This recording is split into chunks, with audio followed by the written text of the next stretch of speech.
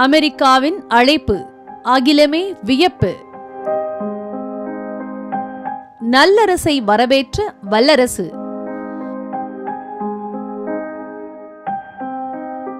வல்லரசு நாட்டை வசீகரித்த மோடி.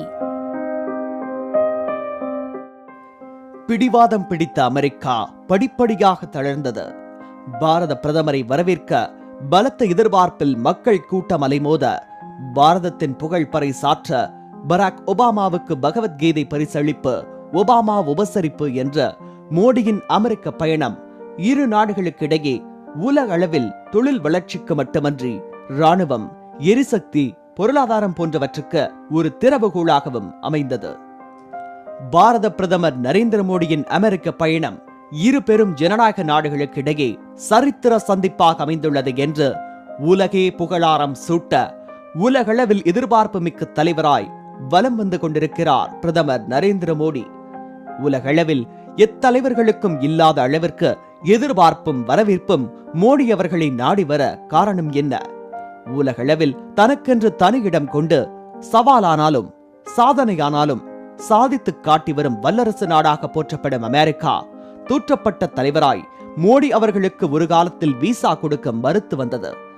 ஆனால் இன்றைக்கு உற்சாக வரவேற்பில் போற்றி வரவேற்று உபசரிக்கிறது அவரின் ஆளுமை திறனையும் ஆக்கப்பூர்வமான திட்டங்களையும் பார்த்து.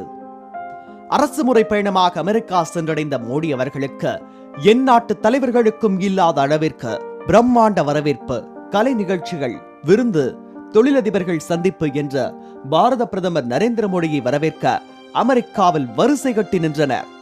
நியூயார்க் நகரம் சென்றடைந்த பிரதமர் மோடியை வரவேற்க அமெரிக்காவில் 48 மாகாணங்களில் வாழும் இந்தியர்கள் மற்றும் அதன் அண்டை நாடான கனடாவில் வாழும் ஆயிரக்கணக்கான இந்தியர்களும் விமான நிலையத்தில் திரண்டிருந்த பாரத பிரதமரை வரவேற்றனர். நியூயார்க் நகரில் உள்ள மேடிசன் ஸ்கொயர் கார்டன் அரங்கில் சுமார் 20,000 பேர் அமரக்கூடிய வெளி அரங்கில் இந்தியாவின் அருமையும் பெருமையும் எடுத்துரைத்த அந்நாட்டின் தொழிலதிபர்களை இந்தியாவில் தொழில் தொடங்க அழைப்பு விடுத்ததுடன் அமெரிக்காவில் வாழும் இந்தியர்களுக்கு விசா உட்பட சில சலுகைகளை அறிவித்த மோடி அவர்கள், அயல் நாடுகளில் வாழ்ந்தாலும் பிறந்த தேசத்தை மறவாது அதன் வளர்ச்சிக்கு நம்மால் முடிந்த முயற்சிகளை செய்ய வேண்டும் என்று கேட்டுக்கொண்டார். ஐக்கிய நாடுகள் சபையில் வருடாந்திர கூட்டத்தில் கலந்து கொண்ட மோடி அவர்கள் இந்திய தேசிய மொழியில் தம் நாட்டை பற்றியும் அதன் வளர்ச்சியை பற்றியும் நாட்டு மக்களின் நலனையும் கருத்தில் கொண்ட உணர்ச்சி பூர்வமாக உரையாற்றினார்.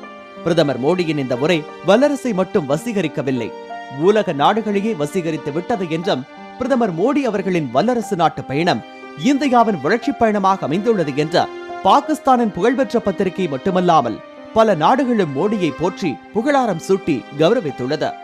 இவை பாரதத்திற்கு கிடைத்த வரலாற்று பதிவாக நம்மை தலை நிமிர வைக்கின்றது.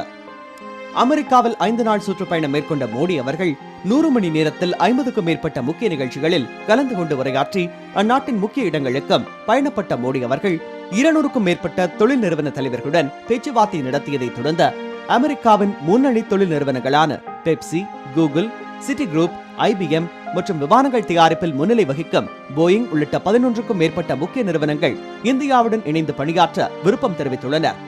வாஷிங்டன் சென்ற பிரதமர் மோடியை வெள்ளை மாளிகையில் வரவேற்ற அமெரிக்க அதிபர் ஒபாமா குஜராத்தி மொழியில் கெம் சோ, எப்படி இருக்கிறீர்கள் என்று நலம் விசாரித்தார்.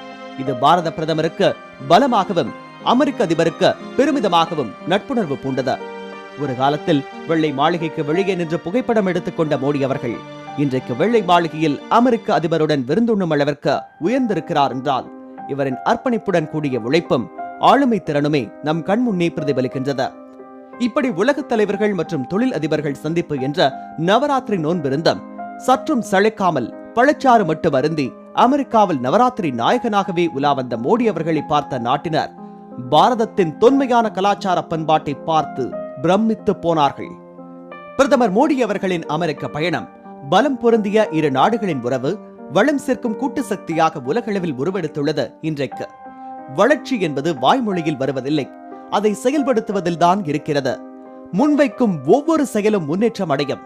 மோடி அவர்களின் தொலைநோக்கு திட்டங்களை போன்ற. லோட்டஸ் செய்திகளுக்காக நாகேஸ்வரி சவுந்தரராஜன்.